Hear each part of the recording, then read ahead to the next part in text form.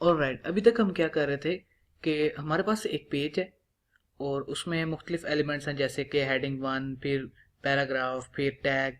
और उन्हें डिज़ाइन करने के लिए हम सिंपल हेड में जाते थे, वहाँ पर स्टाइल का टैग यूज़ करते थे और वहाँ पर अपने एलिमेंट्स को डिज़ाइन करना स्टार्ट कर देते थे। लेकिन आप जानते हैं कि हमारे पास एक वेब पेज नहीं होता, बल्कि जो वेबसाइट है वो कलेक्शन ऑफ वेब पेजेस होती है। जैसे कि ये हमारे पास मेन पेज है, फिर ये हमारे पास सेकंड पेज है। अगर मैं जैसे यहाँ पर आप देखें मेन पेज, और अगर यहाँ मैंने एक सेकंड पेज बनाया, मैं इस पर क्लिक करूँ तो ये हमें सेकंड पेज पर ले जाएगा। ठीक है, और फिर मैं वापस जाऊँ तो फर्स्ट पेज, फिर सेकंड पेज, फर्स्ट पेज। अच्छा, तो इस तरह हम अपना जो एलिमेंट्स उन्हें डिज़ाइन करते हैं। अगर मैं मेन पेज पर हेडिंग को और पैराग्राफ को डिज़ाइन करना चाहूँ तो मैं स्टाइल के टैग में जाऊँगा और उन्हें डिज़ाइन करूँगा। और वही डिज़ाइन में अपने सेकंड पेज में चाहता हूँ तो मैं सेकंड पेज में जाऊँगा, स्टाइल में जाऊँगा, फिर हेडिंग को वही सेम डिज़ाइन दूंगा, फिर पैराग्राफ को वही सेम डिज़ाइन दूंगा, और फिर थर्ड पेज, फोर्थ पेज, हर पेज पर मुझे अलग अलग CSS को लिखनी पड़ेगी। और आप सोच कर भी आपका दिमाग जो है वो चकराना शुरू कर देगा कि मैं इतना ज़्यादा किस तरह लिखूंगा। इसका सबसे बेहतरीन और सबसे कन्वीनियंट वे जो है एक्सटर्नल स्टाइल शीट। मैंने आपको, जब मैंने CSS का पहला ट्यूटोरियल दिया था, तब मैंने आपको बताया था कि CSS 3 टाइप्स की होती है, इनलाइन, इंटरनल और एक्सटर्नल। तो अब हम एक्सटर्नल CSS फाइल बनाएंगे। आप कंट्रोल एन पर क्लिक करें, न्यू फाइल बनाएं, इसे सेव करें और उसी डायरेक्टरी में सेव करें जहां पर आपका इंडेक्स और या जो दूसरा सेकंड पेज, जहां पर आपकी जो वेब पेजेस पड़े हैं वहीं पर इसे सेव करें। इसको CSS का जो एक्सटर्नल फाइल है उसे सेव करने का तरीका ये है कि आप उसे कोई भी नेम दें, जैसे कि मेन, और एक्सटेंशन लिखनी है .css।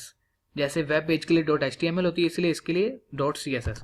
तो मैंने एक न्यू फाइल बनाई है main.css के नेम से।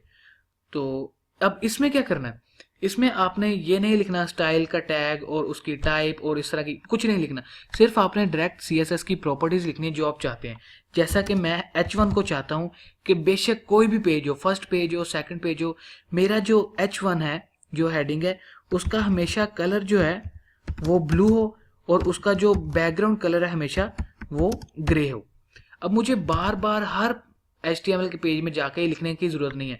इसी तरह मैं चाहता हूँ कि जो मेरा P है, यानी कि जो मेरा पैराग्राफ है, उसका जो कलर है वो ग्रे हो और उसका जो बैकग्राउंड कलर है वो लेट्स से ऑरेंज कर लेते हैं, ऑरेंज हो। मैं इसे सेव कर लूँ और अपने जो ब्राउज़र है उसे रिफ्रेश करूँ, लेकिन ये क्या, मेरी हेडिंग जो है वो भी ब्लैक है, पैराग्राफ भी ब्लैक है, ये तो चीज़ें चेंज ही नहीं हो रही। इसके लिए आप क्या करेंगे, सिर्फ आपने इतना करना है, ये स्टाइल का टैग निकाल देना है अपने हेड के टैग में से। आपको अब हर HTML के पेज में मुख्तलिफ अलग अलग जो CSS है वो लिखने की ज़रूरत नहीं है।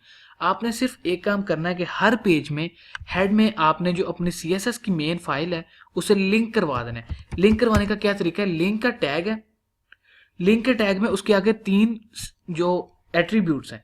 सबसे पहले रिलेशन, रिलेशन आपने बताना है कि ये स्टाइल शीट है। उसके बाद आपने टाइप बतानी है कि ये टेक्स्ट/CSS है। और उसके बाद href, यानी कि आपने जो अपनी CSS फाइल है उसका रेफरेंस देना है, उसे उसका लिंक बताना है, जो कि यहाँ पर main.css है, यानी उसका नाम प्लस एक्सटेंशन। सिर्फ एक लाइन इसे याद कर लें आप, लिंक के नाम से, लिंक का टैग है, अपने हेड में लिखना है अपनी CSS फाइल को लिंक करवाने के लिए। आपने हर पेज के हेड में, अपने हर HTML के पेज के हेड में लिंक का टैग लिखना है। उसके आगे रिलेशन का एट्रीब्यूट है, उसे बताना है कि ये एक स्टाइल शीट है। फिर उसे टाइप बताने की किस तरह की स्टाइल शीट है, ये टेक्स्ट/CSS स्टाइल शीट है। और उसके बाद आपने बताना है उसका रेफरेंस, यानी उसका अपनी CSS फाइल का नेम प्लस एक्सटेंशन। बस इतना काम आपने करना है। इसे सेव करें। अब अपने जो ब्राउजर है उसे रिफ्रेश करें और आप देख रहे हैं कि आपकी हेडिंग भी चेंज हो गई है और जो आपका पैराग्राफ है वो भी चेंज हो गया है। इसी तरह इसी लिंक को मैं कॉपी कर रहा हूँ और अपने जो सेकंड HTML पेज है वहां पर भी स्टाइल के टैग को रिमूव करके सिर्फ मैं ये लिंक का टैग लिख रहा हूँ। और अगर मैं अब यहाँ पर सेकंड पेज में जाऊँ तो आप देख रहे हैं कि सेकंड पेज में भी हेडिंग चेंज है, जो मैंने स्टाइल रखा था वही स्टाइल आ रहा है और पैराग्राफ का भी वही स्टाइल आ रहा है। अगर मैं वापस फर्स्ट पेज में जाऊँ तो वही स्टाइल हेडिंग का और वही पैराग्राफ का है। तो अब मुझे बार बार फर्स्ट पेज में फिर सेकंड पेज में CSS लिखने की ज़रूरत नहीं है। तो एक्सटर्नल स्टाइल शीट जो है उनका बहुत ज़्यादा फ़ायदा, हमें एडवांटेज ये है कि हमें बार बार रेपिटेशन नहीं करनी पड़ती कोड की। सिर्फ आप एक अलग से स्टाइल शीट बनाएं और वहाँ पर आपको स्टाइल का टैग यूज़ करने की भी ज़रूरत नहीं है। सिर्फ आप अपनी प्रॉपर्टीज़ लिखें और उन्हें जो उनकी वैल्यूज़ हैं वो दे दें, तो वो ऑटोमेटिकली आपके सब पेजेस में उन पेजेस में इफेक्ट करेगी जिन पेजेस में आपने अपने उस CSS फाइल को हेडर में लिंक किया हुआ है।